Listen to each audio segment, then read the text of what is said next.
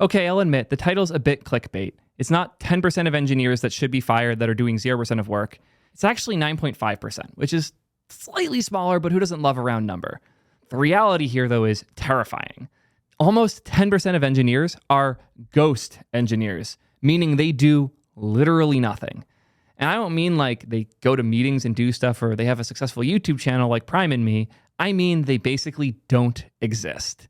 This is terrifying. This is a huge part of why the layoffs are happening. This is why engineers get such a bad rep. And these people, to be frank, should probably be fired. Who are they? Why do they exist? How do they get away with it? And how do we get into this mess? All really great questions that I'm excited to answer right after a quick word from today's sponsor, Sevalla. You guys might have heard of Vercel, the company that makes it way too easy to deploy your full stack JavaScript apps. But what about everything else? If you're on PHP, Rails, or any other stack, it's probably not the best option. But there is a really good option you should check out today. Sevalla's great. They really do feel like the Vercel of every other stack. If I go to one of my Laravel projects I've deployed here, not only is it deployed from GitHub with one click and no additional effort, they also spin up Cloudflare on top for me, which you can go do yourself. But isn't it nice to have a platform that considers what the best in class is for everything instead of having you go figure it out yourself? I'm running an actual server here. It doesn't feel like it, though. The experience is very close to serverless in terms of all of the things that you can do. And if you're curious what I mean there, we'll check out my pipeline for this project. Here you'll see that we have a lot of different versions deployed because when you open a PR, it will automatically make a staging environment for you. You know, the thing that we've had on Vercel forever, now you have it for every language. Like, what? It's so convenient having actual staging steps and having a Kanban board showing you what is where at all times. I don't know how I would actually deploy something like Laravel without a platform like this today. I'm so thankful these guys exist. Oh, by the way, if you go check them out today, you get a $50 credit on your account. That's a lot of server hosting. Check them out today at soydev.link/Sevalla. Let's dive in. This is a fun one. As soon as I saw this research, I knew I had to talk about this because I've experienced this. There's also engineers, I don't know if they measured this, but there are engineers that aren't only 0%ers or 0.1xers, they're like negative 10xers that hold back 10 times the engineering work that they should have been doing themselves. I've had so many problems with these awful engineers in my career that I'm excited that Stanford went and interviewed 50,000 engineers from 100 plus companies to figure this out for us. Their definition of a ghost is that they do less than 10% of what a median engineer does, virtually no work, and also, this is the classic overemployed thing where they work at multiple places at once, see how many salaries they can collect. Yeah. Somebody in chat said they should do a follow-up for managers. I haven't had as many useless managers in my life. I've had managers that get in the way here and there, but I haven't had many outright, like, if we fired this person, nothing would change type managers. I've had a lot of engineers that you could have let go of that nothing would have changed. Like, I've been on a team where you could have fired half the people and we would have moved faster. Oh, okay, chat's making me sad now. Everybody's had bad managers for the most part. Yordis has only had one good manager. Yeah, I've been lucky. I've had, for the most part, really good managers and a handful of pretty good managers, one bad but well-intended manager, and then one awful manager. Overall, good luck, though. Now I am the one who manages. Enough of the manager tangent. Let's go into this. It sounds like bullshit, right? Like 10% of engineers are doing nothing? That can't be. So how do we know? Our model quantifies productivity by analyzing source code from private Git repos, simulating a panel of 10 experts evaluating each commit across multiple dimensions. Okay, fancy words for AI. We published a paper on this, and we have even more coming on the way.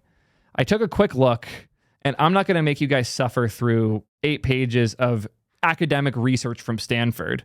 And honestly, this thread's already doing a really good job. That said, if you want to participate in future research, it's open for you to do it. Link in the description. Worth checking out if you're curious about these things. Let's take a look at this picture.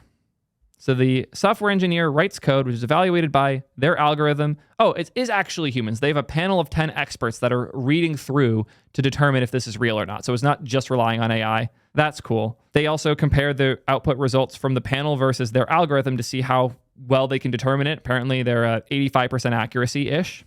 Cool to see. We found that 14% of software engineers who work remote do almost no work. They are ghost engineers, compared to 9% in hybrid roles and 6% in the office. Terrifying chart for those of us who are big on remote work that think like more companies should offer remote. you should be going out of your way to get rid of the 14% here that are slacking because they make all of us remote workers look terrible. This should not be possible. From my experience back in the day, the few remote workers we had at Twitch were some of the hardest workers, not the worst ones. And this makes sense based on what I have heard and the people that I've talked to, but this isn't aligned with my experience personally. I've had great luck with remote workers because they felt like they had to work extra hard. Yeah, this is bad. This is real bad. That it's so much higher that it's shifting the average like that. Oof. If you compare the range of productivity between work from home engineers and work from office engineers, you see why companies want to move back to office. And it's not necessarily that like we're not saying here that working from the office makes you more productive than working from home. My suspicion here is that people who aren't doing a lot of work can get away with it more easily from home than remotely, which I think makes a lot of sense. The painful part here, though, is the median, that line in the middle. The office worker is quite a bit further ahead of the global median, and the work from home is quite a bit lower. What's funny here is the best people, the 5X engineers, because there's such thing as 10X, but I guess there is a 5X. Those 5Xers, like the ones I talked about from my experience, they're all remote. The best employees are remote, and the worst ones too. And the worst ones are so common, they bring the whole average down, which is kind of insane. I'm in a privileged position. I have a lot of great engineers who like what I'm doing. That means I get to hire almost exclusively great engineers. For every potential role I have at my company, there are probably 1,000 people that would line up wanting it, which means I get to be extraordinarily picky about who I hire, which puts me in a weird reality where this is the range I'm hiring in. I am hiring at around this area. I'm not hiring people in the standard deviations. I'm hiring people really far out, which means, funny enough, I probably am better off hiring remote than non-remote because we have more outliers on the remote side that hit this incredible talented range. Most people, certainly most companies, big companies with hundreds upon thousands of people, they're hiring here. And if you look at this that way, and you look at the range at the bottom here, if you exclusively hire people who are in office, you end up hiring much better people overall. If you think about how much surface area is covered in the box that I'm realistically hiring for between those two, if I exclusively hire from office, there are way fewer people that I get to hire, as we see here. It's a little past the median point. Whereas here we have 75th percentile work from home covered in that range. So if I'm hiring in this skill bracket, I'm much more likely to hit the floor if I'm hiring from home and end up below average, where here, the majority of what fits on the office side from the range I can realistically hire in, the majority of that is actually above average because there's a bigger chunk here than below. So as crazy as it sounds, if you're not hiring as high of skilled engineers, you almost need to hire for in-person, because you just won't notice how many people are holding you back and slow down the entire team. And no one wants to be the one to call out the person who's not doing jack shit. Because of that, it makes obvious sense. If I was hiring even to even if I was hiring up to 3X engineers, if I could reasonably hire within this range, the risk profile hiring for office is significantly less than the risk profile hiring for work from home engineers. If you're hiring the best, this doesn't matter as much, but the best are slightly more likely to be remote. But by being the best, they're now disqualified from the majority of the conversation. And I think this leads to a weird contradiction where the people who live in this higher up range, I'm not going to say I am a 10X engineer because the people I hire are better than me, but I will say the people I talk to a lot and the ones I talk to about remote work versus in-office work are some of the best engineers alive. And they all think we're going insane moving everyone back to the office because they live in this area. The people that they work with and they talk to skew remote. And those incredibly talented people, they work remote. Because of that, their bias is towards remote workers. But they don't realize the reality that exists below that 75th percentile. The reality that in-person workers are less likely to be useless than remote workers. Because we don't talk about useless engineers a whole lot. I don't think about them a whole lot. I don't make content for beginners. I don't talk to people that are writing 3 lines of Angular every 2 months and pretending that they deserve their $200K a year salaries. These are people that just don't exist in my worldview right now. They're not people I interact with. They're not people I hang out with. They don't go to conferences. They don't comment on my videos. They effectively don't exist in my world. And it's really easy to fall into a bias as a result of that because the best engineers I know, almost all of them work remote. And that's just the reality of the world I live in. But that also means that those really talented engineers and the people hiring those really talented engineers all think remote's great and easy. Not another person talking about how remote work doesn't work and is slow. Do I need to write another blog post, go on a podcast and explain it? If you think remote work is slow, you're doing it wrong. Full stop. The thing he didn't say here, I don't even know if Jake knows. So Jake, if you're hearing this from me here, I'm sorry. Should have DM'd you this. He's right, but he's right with the assumption that the people you're hiring are great. And that's a hard thing to hire for. But for Jake to write this and for Jake to be this strong pro-remote work, he inherently has to have a bias towards great engineers. Because if you are working with average engineers, the remote ones tend to be worse on average. I had a coworker who was the type to constantly say, man, they need to pay us more without even doing much work. And then that started to reflect on me. And I started picking up some of his ways of thinking until two others who actually wanted to work joined our project and saved my career. I've seen that a genuinely horrifying number of times. And I've even experienced it myself, where there was a person on a team that wasn't getting much done. If you looked at their history, you looked at what they were doing, it wasn't a lot, but just having me around motivated them a ton. Suddenly they were reviewing more code. Suddenly they were hitting me up asking questions. Suddenly they were filing PRs and doing a whole lot more. There's some percentage of those 10% are people who are only ghosts because they're lonely and the people around them are too. And I can't possibly guess what percentage of those people could be kicked into gear to be a great engineer again, but it is a percentage. Some of the best engineers I know, I met when they were in that spot where they were coasting because everyone around them was. It infects the people around you as you do it. If you don't do shit, the people around you stop doing shit. But if you show up and you're the one person actually getting things done, you can wake up the people around you who are falling into that trap. It's human nature to assimilate and do what's going on around you. The best thing is to have people who don't let it happen, who keep pushing, because they'll pull those others that don't want to be doing it like that out of it. So if you're one of those engineers that actually cares and you're surrounded by people who don't assume they're all bad intent. Don't assume that none of them care. Assume that they've fallen into the malaise and the trap of doing nothing, because that's what everybody around them is, and show them a better example. If after a few weeks, maybe even a few months, they haven't shown any progress, then they're fucking useless and they should be fired. But you'll be surprised at how quickly some of these people will snap out of it and start actually getting shit done and hanging out in my Twitch chat. Because as silly as it sounds, I'd be very surprised if a meaningful number of that 10% hung out here because they're checked out from engineering as a whole. Imposter syndrome is a huge thing in those moments as well. People are saying it's true. Yeah, hopefully this helps explain why that number can be better and also why remote work kind of sucks, because it's harder to build this environment remotely. I've done it once or twice, but I had much more success in person. Oof. Here's a painful chart. Code commits. Obviously, they even call out here, commits are a flawed way to measure productivity, but it does reveal inactivity. 58% of engineers make less than 3 commits per month. What the fuck? I don't care how much Git squashing you're doing. Less than 3 commits a month is absurdity. That's insane. Like 3 commits in like December when everybody's traveling, that's still too low. Like, are you kidding? If you're wondering why all these mass layoffs are happening, here you go. Oh God, they call out by companies and the estimated number of ghost engineers at the company. And then total the cost. The cost numbers for the whole industry, by the way, are nuts. $90 billion in ghost engineers. $90 billion a year being paid to people doing fucking nothing. This is assuming that it's only 9.5%. I would argue a company like IBM or Oracle is more likely to have a higher percentage, and Google with its rest invest culture. I'd be surprised if those companies didn't have even more of this shit going on.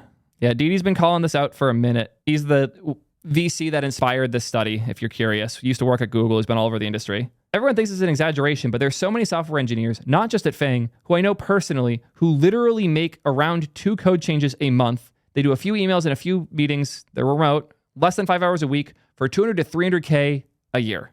He personally knows people at all of these companies doing this, and I don't doubt it.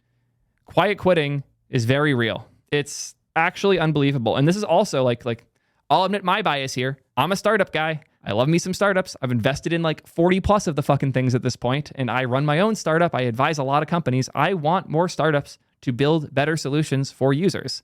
And a huge part of why they can build so much more effectively is 100% of the people building there are actually doing the thing, and at least half of them actually understand the users.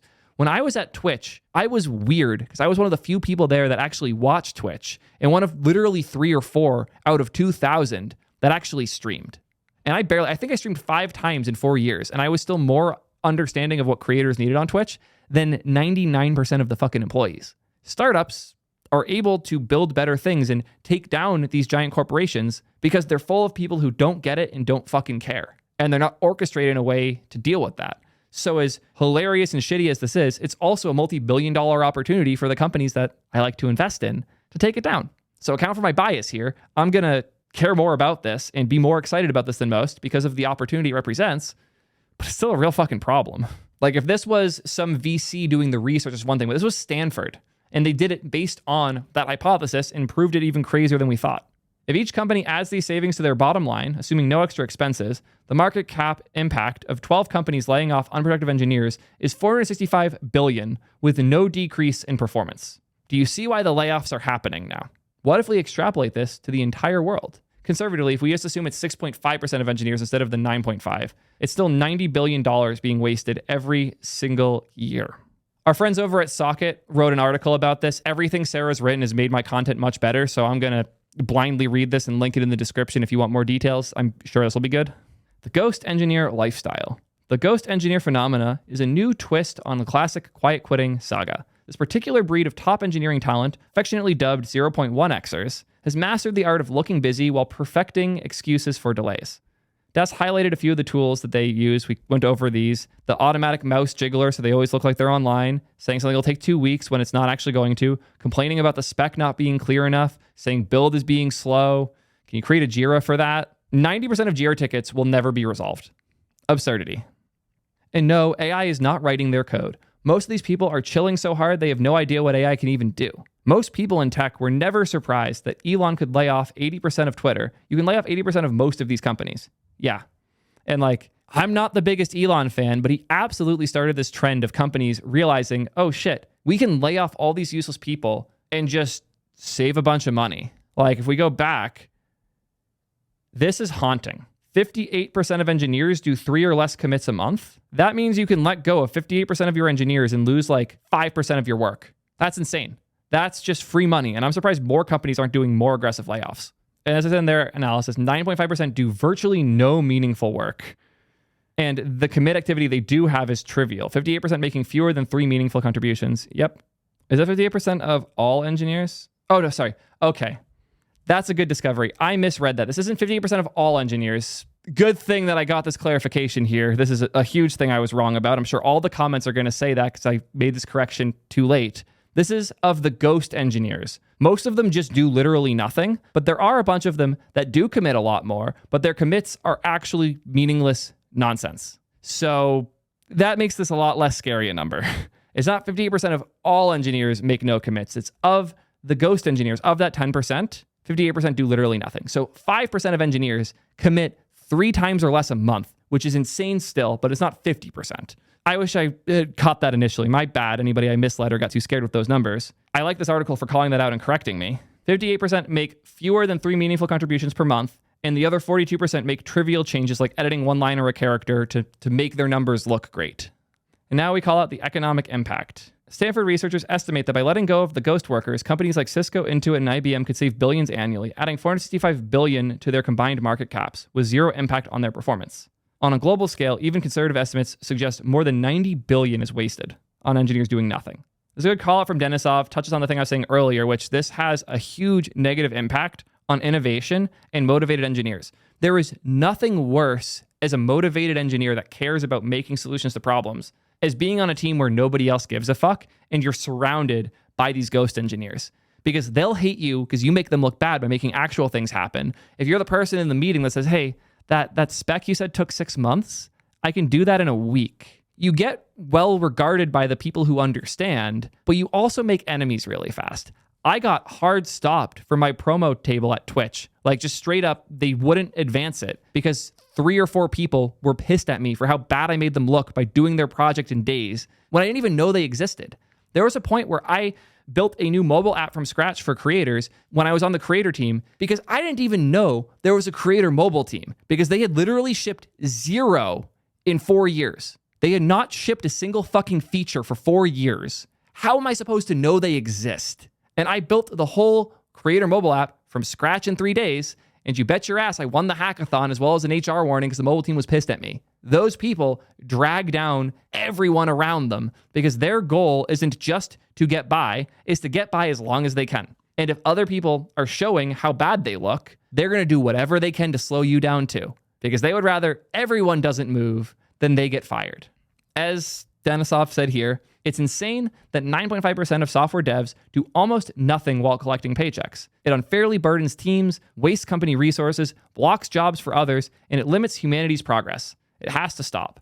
This is another really important point that I think I should touch on more. If you have 5 engineers doing nothing at your company, you can fire all of them. And even if you only rehire for 2 or 3 roles, those are opportunities for beginners and for other people who might have been laid off unfairly at another place to come in and make real changes. And it sucks to think that there are seats being taken up by people who don't give a fuck and aren't doing anything. And they're keeping a seat from somebody who just got out of college that's super motivated and ready to make actual changes. That sucks. That genuinely sucks. And I think it's important to call it out for those reasons.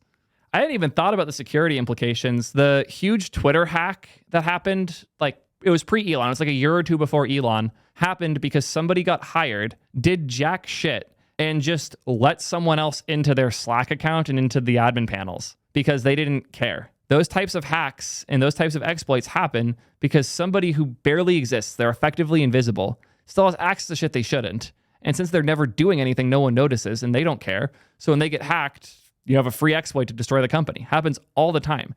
And I would be beyond surprised if the ghost engineers didn't have a higher rate of being hacked than the non-ghost engineers, like the actual productive people, simply because they pay more attention to what's going on in their Slack account. If anything, I'd bet one of these ghost engineers would be hyped. Like, oh, my Slack account got compromised. Now they think I'm being more involved than I was. Yeah, obviously their code is garbage and untested too, so that's not going to go great.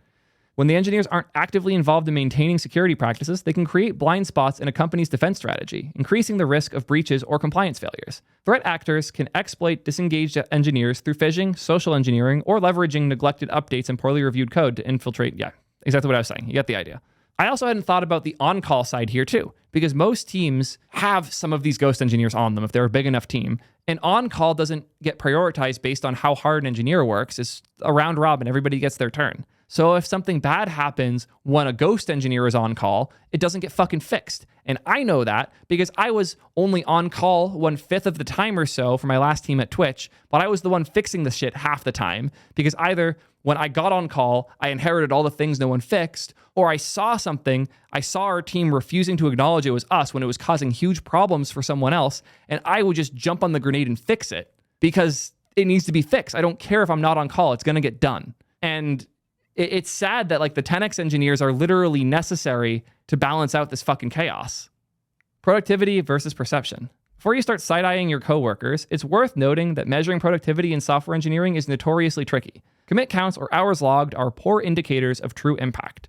This is actually a fun thing I had to explain to one of my contractors a while back because he was doing incredible work and was billing like 8 to 10 hours a week. And I sat him down and I was like, man, you're billing for the time in front of the keyboard, aren't you? He's like, yeah, isn't that what I'm supposed to do? It's like, how much time do you spend thinking about the things you're going to work on? When you're going out to grab food, is part of your brain thinking about the thing you were just working on? Yeah, absolutely. And after a few of those, he realized, oh, yeah, most of my hours are working in some way. That's why the 10 hours I spend in front of the keyboard are as productive as they are. And I convinced him to stop just billing for time in front of computer and start billing a more general number of hours based on the time his brain was dedicated to the thing that he was doing, because he was not a 0.1x engineer. He was not a fucking ghost engineer. If anything, he kind of got treated as one in other roles where he built really good shit that the team wasn't ready for, and they just sat on it and never shipped it, inadvertently turning him into a ghost engineer who built a bunch of work that never came out. And it sucks. Yeah, somebody in chat said, bill by results, not by hours. I agree. It's hard, though, because if you spec out a product and say this will cost this much, you will be wrong with your spec some amount. My rule was always double the number that you think it's going to be, and you might be close. The problem then is if somebody doubles their number and tells me, and then I double it and tell it to somebody else, the estimates get all over the place. Yeah. As they say here, commit counts are not reliable. We need better ways to measure productivity. Some high-performing engineers, the mythical 10x engineers, produce significant results with fewer and well-thought-out contributions. And then there's me, who makes a contribution to show how something will work, and then a real 10x comes and fixes it. It's funny, I make so many PRs that don't get merged now because they're showing how the thing should be done, and then someone else comes in and does it. But yeah, these things are hard to measure, okay? The Ghost Engineer trend exposes systemic inefficiencies in talent management and performance evaluation. Remote work policies, once heralded as a game changer, are now under the microscope. They've enabled flexibility for many, but have also given rise to the ghost engineering phenomena. The tug of war over remote versus in-office work is likely to intensify as companies grapple with these kinds of leadership and accountability issues. This was such a good article that I'm going to subscribe my researcher to it so he has to tell me when there's good emails. Sorry, Gabriel, I need someone to keep up with this. How do you feel? Are you a ghost engineer or are you working with a whole bunch of them? Let me know what you think, and until next time, fire the useless people.